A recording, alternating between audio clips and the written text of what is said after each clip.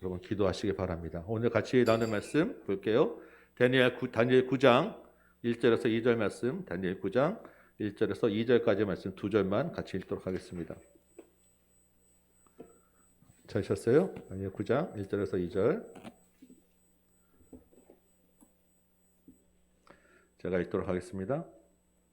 메대 족속 아하수레의 아들 다리오가 갈대아 나라 왕으로 세움을 받던 첫 해, 곧 그 통치 원년에 나 다니엘이 책을 통해 여호와께서 말씀으로 선지자 예레미야에게 알려주신 그 연소를 깨달았나니 곧 예루살렘의 황폐함이 70년 만에 그치리라 하신 것이니라. 아멘. 앉으시기 바랍니다. 오늘 이 말씀 가지고 다니엘의 기도 지침서라고 하는 제목으로 여러분과 말씀을 나누도록 하겠습니다. 예, 오늘 다니엘 9장이지요. 예, 어느덧 다니엘서 후반부로 접어들게 되었습니다. 지금까지 살펴본 다니엘은 어떤 사람입니까? 간단히 압축해보서 한마디로 해보면 다니엘은 기도의 사람이었습니다. 뜻을 정하고 행하는 심지가 굳은 사람이기도 했고 꿈을 풀어주고 환상을 보는 지혜의 사람이기도 하지만 그의 모든 삶의 바탕에는 기도가 있었어요. 위급할 때 기도하고 문제가 해결됐을 때 기도하고 심지어 기도하면 생명이 위태로울 때도 기도하였습니다. 무엇보다도 늘 어떤 일이 있든지 없든지 하루 3번씩 무릎 꿇고 기도했던 사람이 다니엘이었어요. 그렇죠? 기억나시죠? 오늘 나눌 9장은 이 다니엘의 기도를 아주 구체적으로 보여주는 거예요. 다니엘이 어떻게 기도했는가. 마치 기도의 사람 다니엘이 남겨준 기도 지침서 같은 그런 본문입니다. 오늘 한번 잘 집중해 보시고 우리의 기도가 바뀌어지고 하나님과 기도로 더 깊어지는 시간 되기를 소망합니다. 우리 1절부터 볼까요? 9장 1절. 다니엘이 이 9장의 기도를 하는 때가 메대 족속 아하수레의 아들 다리오가 갈대아 나라 왕으로 세움을 받던 첫 해, 그 통치 원년이라고 합니다. 말은 길지만 간단히 얘기하면 바벨론이 무너지고 나라가 바뀌는 그 첫 해라는 거예요. 그때 다니엘이 어떻게 합니까? 책을 통해 여호와께서 말씀으로 선지자 예레미야에게 알려주신 그 연수를 깨달았다라고 합니다. 다니엘이 예레미야서를 읽다가 하나님께서 하신 말씀을 깨달았다는 거예요. 여러분 이 부분에 아주 중요한 다니엘의 그 지침에 알려진 포인트가 하나 있습니다. 본문에 책이라고 하였는데 이게 단수가 아니라 책들이에요. 다니엘은 아까 말씀드린 대로 기도의 사람이었습니다. 아주 대표적인 기도의 사람이에요. 그런데 그 다니엘이 책들, 그 중에서도 하나님의 말씀을 아주 가까이 하는 사람이었다는 것입니다. 그래서 실제로 다니엘이 깨달을 때는 말씀을 통해 깨달았다는 거예요. 그 깨달은 말씀을 가지고 3절에 기도하고 있다는 것입니다. 말씀과 기도가 연결되는 사람이었다는 거예요. 여러분, 말씀이라고 하는 것은 우리를 기도로 인도하는 것입니다. 기도는 말씀을 살아내게 하는 거예요. 기도하지 않고 말씀만 읽는 사람은 그 말씀이 지식에 그칠 것입니다. 말씀을 통해 깨닫는다고 하지만 그 깨달은 것을 살아낼 힘이 없는 거예요. 그런데 반대로 또한 기도만 하는 사람이 있죠. 말씀을 읽지 않고 기도하는 사람은 그 기도가 다른 길로 빠지게 할 위험이 있어요. 자기의 열심을 우선해서 자기 뜻을 하나님의 뜻으로 혼동할 수 있는 위험이 있는 것입니다. 우리가 기본적으로는 말씀을 통해서 하나님을 아는 것입니다. 그 하나님을 아는 지식이 없으면 망하게 되는 거예요. 여러분 열심히 말씀을 읽으시고 성경을 가까이 하시기 바랍니다. 그런데 우리 열심만 가지고는 성경을 다 깨달을 수가 없죠. 성령께서 알려주셔야 합니다. 그래서 말씀을 읽을 때 기도하면서 기도로 깨닫게 해달라고 요청하면서 읽으셔야 되는 거예요. 그리고 그 말씀으로 자신을 비춰보고 말씀을 통해서 회개하며 말씀대로 살게 해달라고 반드시 기도하셔야 합니다. 말씀을 통해서 깨닫고 그 깨달은 것을 붙잡고 기도하는 것이 우리의 신앙생활이라는 것을 지금 기도의 사람 다니엘이 보여주고 있는 것입니다. 우리 교회가 가정별 성경 읽기 하죠. 온라인 성경 읽기 도서관도 열었어요. 매주 금요일 저녁에 기도회가 있고 한 달에 한 번 월삭 기도회가 있습니다. 여러분이 전체적으로 잘 따라와 주고 계셔서 제가 늘 진심으로 감사하고 있어요. 그런데 여러분 잘 하고 계시지만 이 정도로 내 할 일 다 했다고 하시면 만족하시면 안 됩니다. 이거는요, 정말 기본만 하는 거예요. 아주 기본입니다. 여러분이 개인적으로 더 기도와 말씀에 힘쓰시기 바랍니다.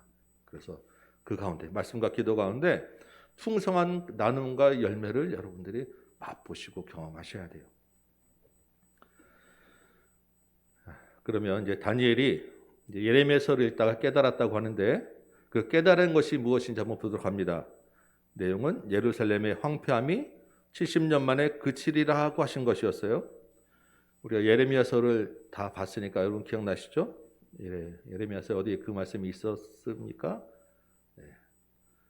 고개를 숙이지 마시고, 우리 한번 예레미야 25장 찾아보도록 하겠습니다. 예레미야 25장 9절부터 13절이에요. 예레미야 25장 9절에서 13절까지 말씀 우리 찾아서 한번 교독해 보도록 합니다.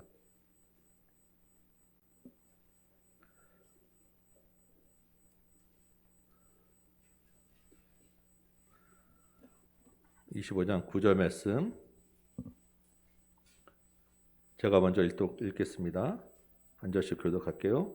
보라, 내가 북쪽 모든 종족과 내 종 바벨론의 왕 느부갓네살을 불러다가 이 땅과 그 주민과 사방 모든 나라를 쳐서 진멸하여 그들을 놀램과 비웃음거리가 되게 하며 땅으로 영원한 폐허가 되게 할 것이라 여호와의 말씀이니라. 10절 여러분 읽으시기 바랍니다.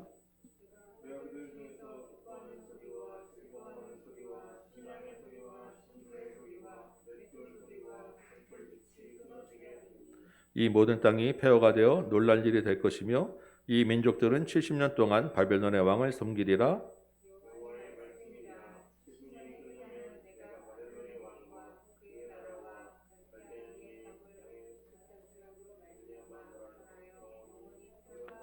(13절) 같이 읽습니다. 시작. 내가 그 땅을 향하여 선언한 바 곧 예레미야가 모든 민족을 향하여 예언하고 이 책에 기록한 나의 모든 말을 그 땅에 임하게 하리라. 아멘.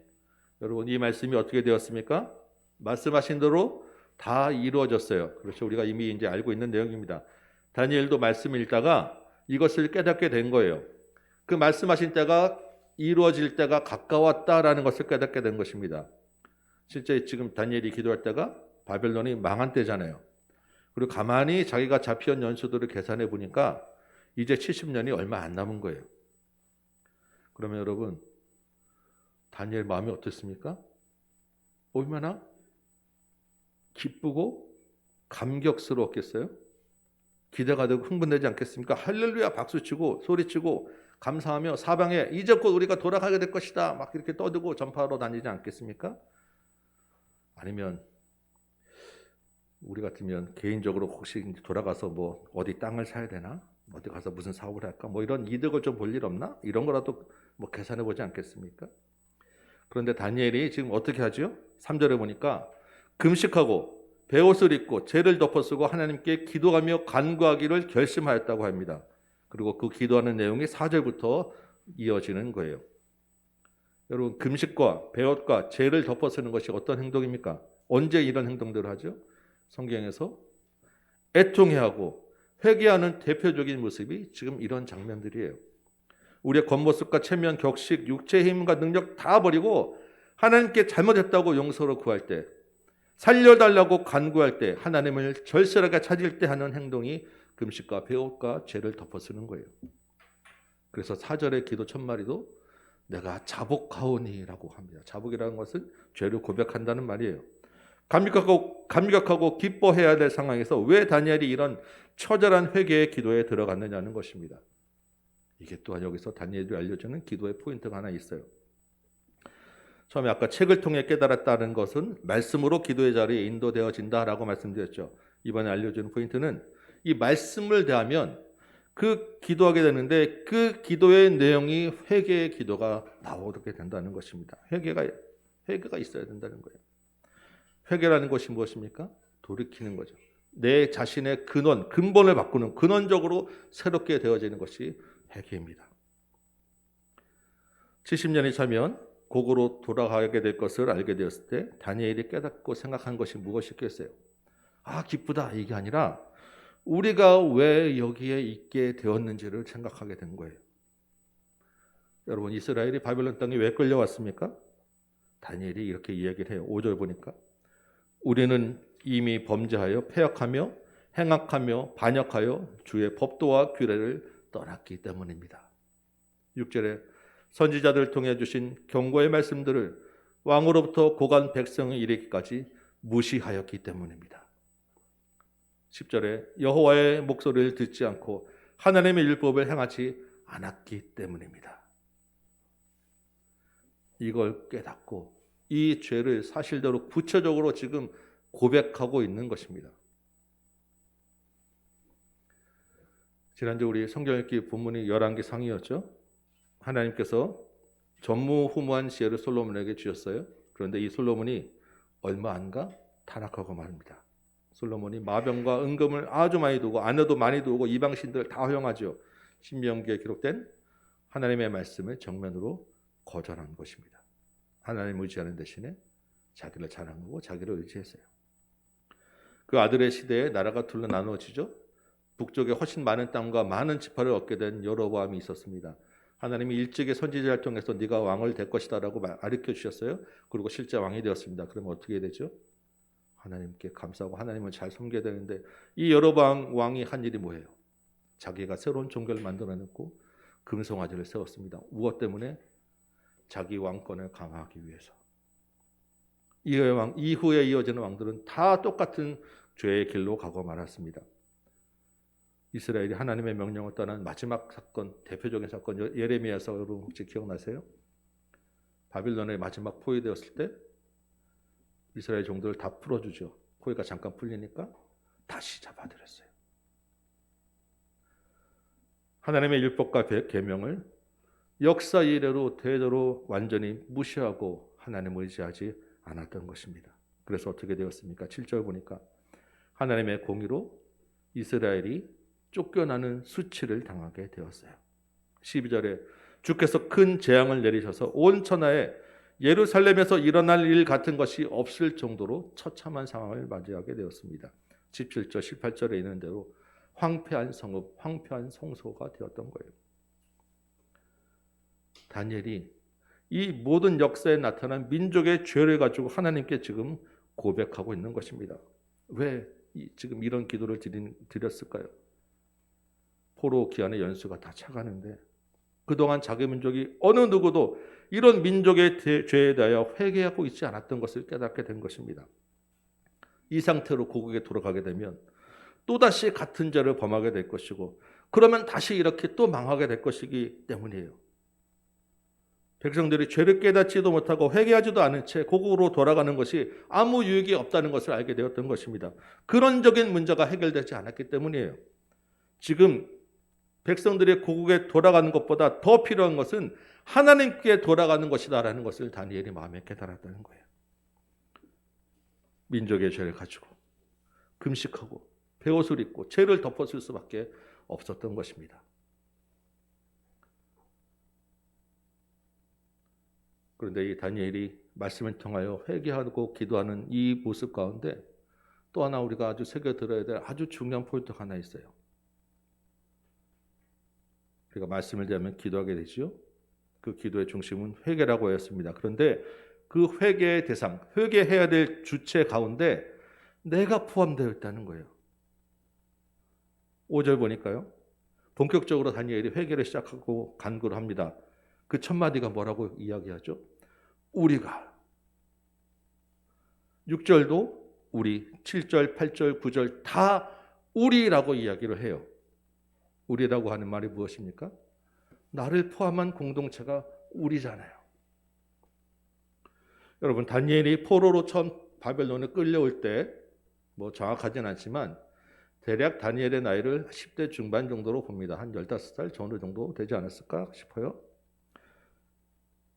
이스라엘이 망한 것이 15살 소년의 잘못 때문이겠습니까? 다니엘이 잘못해서 나라가 망한 거예요? 아니죠. 다니엘이 포로로 끌려와서 포로 바벨론에서 살았습니다. 우리가 다니엘 1장부터 9절까지 다니엘의 사람을 어떤 사람인지 쭉 봤죠. 다니엘은 그 어릴 때부터 뜻을 정해서 왕의 음식을 거부할 정도로, 사자굴에 들어가는 것을 겁내지 않을 정도로 말씀과 윤리에서 떠나지 않은 사람이에요. 그런데 왜 다니엘이 나 때문에 망하게 되었습니다라고 지금 회개하고 고백하고 있는 거냐고요. 다니엘은 하나님의 율법과 규례를 어긴 사람이 아닌데, 그럼에도 불구하고 지금 다니엘은 조상들의 죄를 탓하는 것이 아니라 자신을 포함한 민족 공동체의 이름으로 회개하고 있다는 것입니다. 자기도 그 공동체의 그 하나라는 것을, 그 죄인 중에 하나라는 것을 고백하고 있는 거예요. 여러분, 많은 교회에서 목회자들이나 성도들이 한국 교회가 이런저런 문제가 있다고 이야기를 합니다. 그런데 특이한 것은 정작 그 문제 있는 교회, 문제 있는 성도의 자기의 교회라고는 생각을 하지 않아요. 자기는 그 성도 안에 포함되어 있지 않다고 생각을 해요. 여러분, 우리가 쉽게 정치를 비판하고 우리 사회의 모순들을 이야기하죠. 그런데 정작 우리의 생각과 행동은 그 비판하는 의식과 행동을 그대로 따라하고 있지 않습니까? 이 땅의 청년들이 비전과 소망이 잘 보이지 않아서 참 안타까운 마음들을 우리가 가지고 있죠. 여러분, 누구 때문입니까? 기성세대의 잘못이죠. 그 기생세대 안에 나는 없습니까? 우리 사회가 얼마나 많은 남 탓을 하고 있습니까? 교회 공동체 안에서도 얼마나 많은 비난과 화살을 서로를 향하여 쏘아대고 있습니까? 이 시대가 얼마나 많은 문제와 아픔을 안고 있는데, 그럼에도 정작 믿는 우리가, 저와 여러분이, 우리 교회가 얼마나 우리의 죄악으로 인식하고 그 문제를 가지고 회개하고 기도하고 있느냐고요. 얼마나 우리가 그 문제를 가지고 애통해하고 있느냐고요. 2007년에 평양부 대부흥 100주년을 기념하는 집회가 상암 월드컵 경기장에서 열렸죠. 초급파적으로 10만의 성도가 모였습니다. 그 자리에서 돌아가신 오카는 목사님이 설교를 하셨어요. 한국 교회가 살아있으나 죽은 자 같은 사대교회 같이 되었다라고 지적하시면서 같이 회개를 통촉하며 말씀 나누고 기도하시는데 이런 말씀을 하셨어요.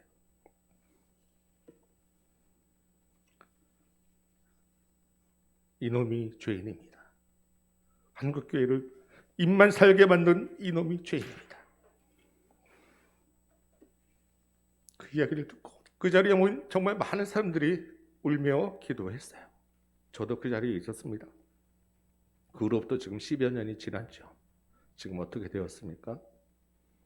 안타깝게도 한국교회는 세상으로부터 더 많은 신뢰를 잃었습니다. 그 사이에 저는 목회자가 되어서 이 자리에 서 있죠. 우리 교회가 말씀도 읽고 기도도 한다고요. 제가 나름 열심히 하고 있는데, 여러분과 우리 교회 안에 정말 말씀의 부흥이 있습니까? 기도의 감동과 회개로 인한 감격이 있습니까? 경건의 성장과 전도의 열매가, 선교의 헌신이 우리 가운데 있습니까?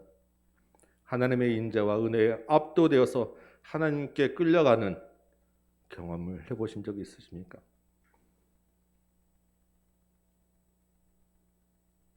제가 여전히 입만 살아있는 놈이 되어 있다는 것이죠. 그러다 보니 여러분과 우리 교회가 말씀이 기도로 연결되고 있는지, 근원적으로 하나님께 돌아가는 회개가 있는지, 공동체의 문제를 나의 문제로 인식하며 기도하고 있는지 잘 모르겠어요.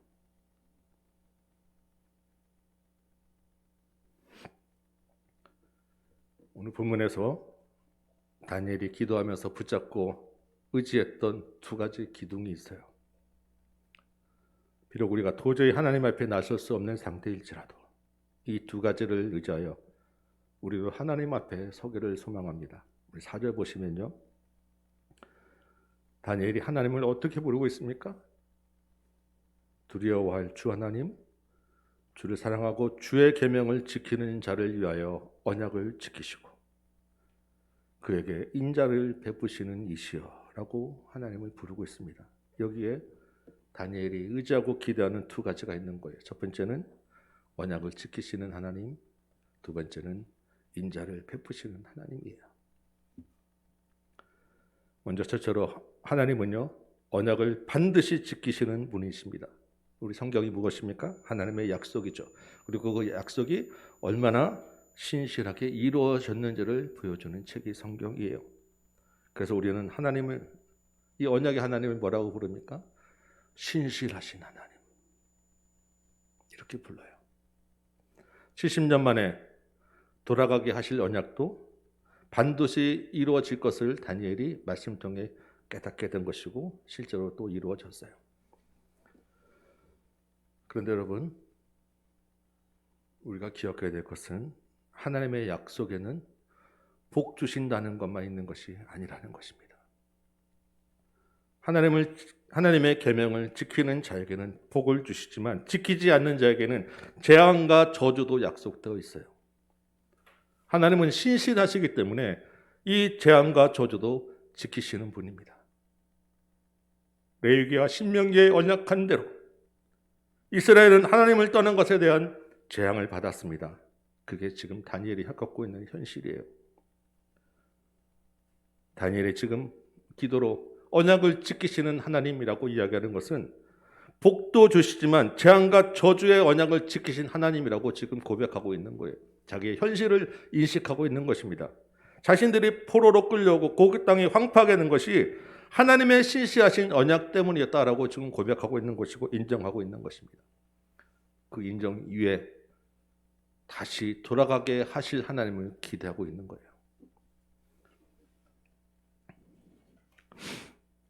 우리가 이 하나님의 신실하신 약속을 인정하는 것, 하나님이 재앙과 저주도 지키신다는 것을 인정하는 것이 왜 중요하겠습니까?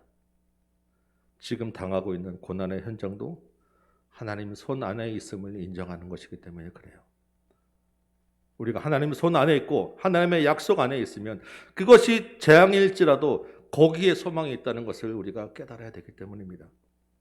우리의 어려움, 이 지긋지긋한 이 코로나의 시도도 하나님이 주관하고 계시고 하나님 손 안에 있다는 것을 우리가 인정해야 됩니다. 그러면 우리가 기도할 수 있어요. 하나님이 내리는 가장 무서운 형벌은 내버려 두시는 거예요.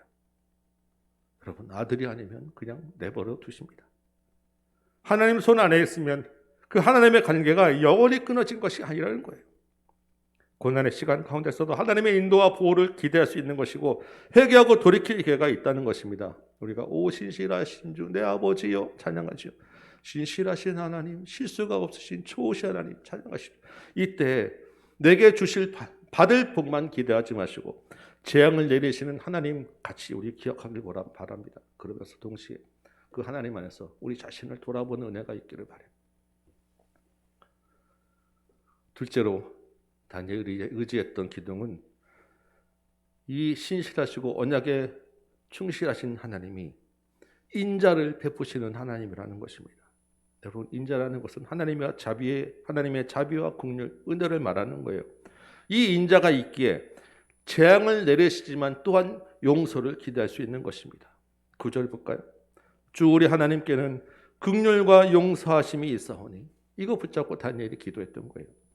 하나님이 신실하게 약속을 지키시는 분에서만 끝나면 우리가 기대할 바가 없습니다. 우리가 하나님 앞에 무슨 기대를 하겠어요? 재앙 내리면 그게 끝인데.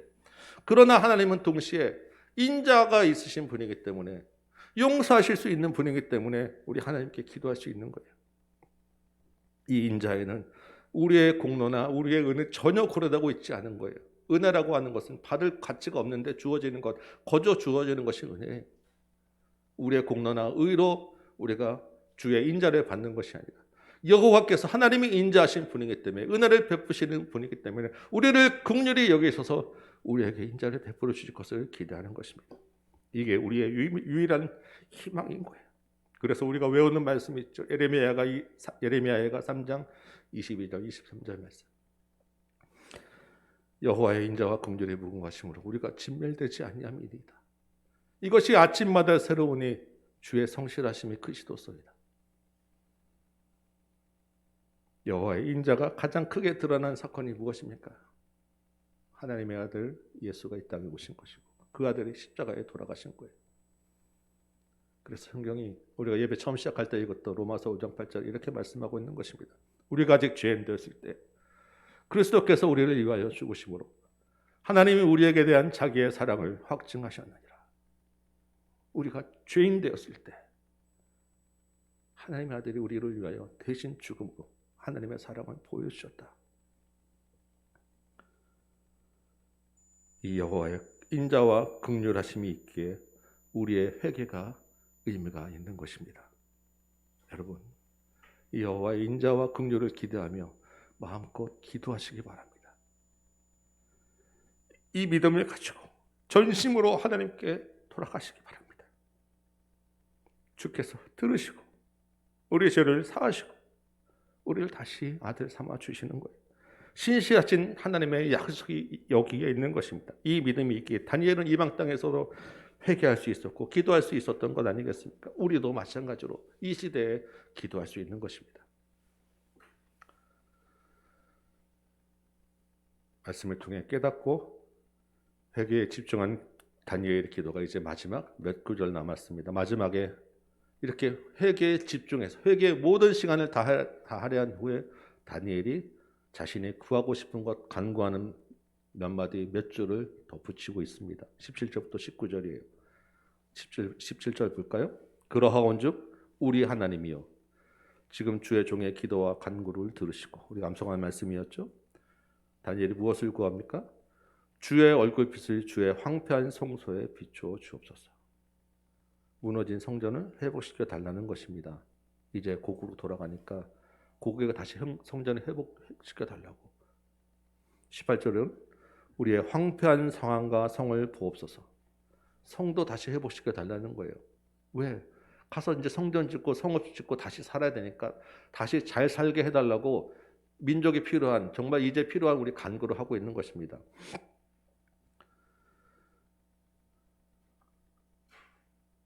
하나님께서 약속하신 것들이죠. 이제 돌아가게 되면 백성들이 근원적으로 바뀌어질 것을 기도하고 그 나라가 제대로 세워지고 잘 살게 해달라는 간구를 지금 하고 있어요. 그러면서 19절에 주여를 3번 반복하며 간절하게 기도하고 있습니다. 주여 들으소서, 주여 용서하소서, 주여 귀를 기울이고 행하소서. 여러분, 이 말씀을 보면서 어떤 생각이 들었습니까? 드디어 이제 다니엘이 우리의 필요를 위하여 기도를 해주는구나. 아니에요. 다니엘이 민족의 필요를 위하여 기도하는 것은 맞지만 다니엘이 자기 나라와 자기 백성이 잘 먹고 잘 살기 위해서 기도하는 것이 아닙니다. 다니엘이 이렇게 해달라고 하는 기도의 목적은 다른 데 있어요. 다니엘의 간구의 목적, 다니엘의 그 회복의 기도의 목적이 어디에 있겠느냐? 19절 후반부에 있습니다. 이렇게 돼 있어요. 하나님 자신을 위하여 하시옵소서. 이것을 표준 세번역 성경에는 이렇게 번역하고 있습니다. 만민이 주님께서 하나님이심을 알아야 하니 이렇게 해 주시옵소서. 17절에도 주를 위하여 주의 얼굴빛을 비춰달라고 하죠. 표준 세번역은 이렇게 이야기를 합니다. 주님만이 하나님이시라는 것을 모두가 알게 해 주시옵소서. 이스라엘의 고통과 수치는 하나님이 받는 수치였어요. 이제 다니엘이 하나님의 이름이 회복될 것을 간구하고 있는 게 17절, 18절, 19절이라는 것입니다. 백성이 그냥 잘 먹고 잘 살고 성전이 세워지게 해달라는 그런 기도가 아니었다는 거예요. 차원이 다른 기도를 하고 있는 것입니다. 만민에게 여호와가 하나님이라는 것을 알게 하는 것이 하나님 백성의 사명이고 그 사명 제도로 감당하게 해달라고 지금 기도하고 있는 것입니다. 우리가 지난주에 읽었던 열왕기상 본문 중에 이런 구절이 있습니다. 열왕기상 8장 60절에 보면요. 이에 세상 만민에게 여호와께서만 하나님이시고 그 외에는 없는 줄을 알게 하시기를 원하노라. 어떻게 하면? 그 앞에 문맥에 보면 여호와의 율법과 규례를 지켜서 이렇게 되기를 원하노라. 솔로몬이 하나님께 성전을 봉헌하고 민족과 함께 결단하며 기도했던 내용입니다. 우리가 말씀을 따라 의지하고 하나님을 순종하는 이유는 우리가 이 세상에서 잘 먹고 잘 사는 게 아니라 세상이 하나님을 알게 하기 위함이다라는 것입니다. 오직 하나님만이 유일한 참 하나님이라는 것을 세상에 알게 하는 것이 우리의 사명이라는 거예요. 그런데 이스라엘이 그렇게 하지 못했기 때문에 하나님의 수치를 당하게 되었고, 이제 다니엘이 민족의 죄를 회개하면서 기도한 후에 그것을 깨닫고 고국으로 돌아가면 이제 우리 후손들이, 우리 백성들이 하나님의 율법과 규례를 순종해서 하나님만이 참 하나님이라는 것을 세상에 알게 하는 그 사명, 기도 감당하게 해달라고 마무리 간구를 하고 있는 것입니다. 여러분, 우리의 기도와 간구, 우리 기도 제목이 무엇을 향하고 있습니까? 어디를 목적으로 하고 있습니까? 우리의 긴급한 것, 우리의 쓸 것, 우리의 필요를 위하여, 우리의 자녀를 위하여 간구하는 것이 나쁜 것은 아닙니다. 다만 우리의 회개와 우리의 간구의 최종 목적은 세상의 하나님을 알게 하는 것이다라는 것을 잊어버리면 안 된다는 것입니다. 그 일을 위하여 우리가 이 땅에서 살고 있는 것이고, 이 땅에서 직업을 가지고 있는 것이고, 이 땅에서 돈을 벌고 있는 것이고, 자녀를 키우고 있는 거예요. 우리의 기도와 간구, 마지막 최종 목적은 세상이 하나님을 알게 하는 것, 세상이 하나님을 드러내는 것. 그래서 우리가 말씀에 순종하고 율법을 지키고 기도하고 회개하는 것이다라는 것을 절대 잊지 말아야 된다는 것입니다. 이제 말씀을 맺겠습니다. 여러분, 다니엘은 기도의 사람이었어요. 그렇지만 말씀을 붙잡고 기도하는 사람이었습니다. 말씀은 우리를 기도로 인도하죠. 말씀을 통해서 신실하신 하나님의 언약을 깨닫고 근원적인 회개를 하게 된다는 것입니다. 그 신실하신 하나님의 인자와 긍휼을 의지해서 우리가 회복하며 기도할 수 있는 것입니다. 이게 다니엘이 알려주는 우리 기도의 지침이에요. 이렇게 말씀과 기도로 근원적인 변화된 사람이 하나님의 말씀대로 살아낼 때에 세상은 오직 하나님만이 유일한 참 하나님이라는 것을 알게 된다는 것입니다. 이게 하나님이 우리를 통해서 기대하는 바요 사명이라는 거예요. 저와 여러분이 이 다니엘의 기도 지침을 따라서 먼저는 말씀과 기도로 철저한 근원적 회개가 있기를 소망합니다. 저와 여러분을 통해서 세상이 참 하나님을 알게 되는 사명 감당하기를 소망합니다. 그런데 여러분, 이것이 나 혼자 되지 않고 나만의 문제가 아니라는 것입니다. 나만 잘한다고 여러분, 나만 잘할 수는 절대 없어요. 우리의 문제인 것입니다. 우리 민족과 조국교회, 우리 교회를 위하여 회복하고 회개하며 기도하는 저와 여러분 되시기 바랍니다. 우리가 이 시대에 하나님의 기대와 사명을 감당하기를 소망합니다. 이 한 주간 동안에 주님의 은혜로 말씀과 기도에 충만한 저와 여러분 되기를 주님의 이름으로 축원합니다. 찬송 한 장하고 말씀 생각하며 기도하겠습니다. 찬송가 515장이에요. 찬송 515장. 사도행전 2장에 보면요, 베드로가 예수님에 대한 설교를 쭉 합니다. 그 말씀을 들은 백성들이 뭐라고 얘기하냐면, 형제들아 우리가 어찌할꼬라고 고백해요. 그러면서 회개하고 기도했더니 그날에 3,000명이 주님께로 돌아오는 역사가 있었어요. 오늘 이 찬송가 가사 가운데 우리에게 묻습니다. 믿는 자여 어찌할꼬. 어지러운 세상 가운데 믿는 자여 어찌할꼬. 우리 마음에 이 시대를 향한, 우리 교회를 향한 하나님의 질문에 답하며 주님께 나아가는 저와 여러분 되시길 소망합니다.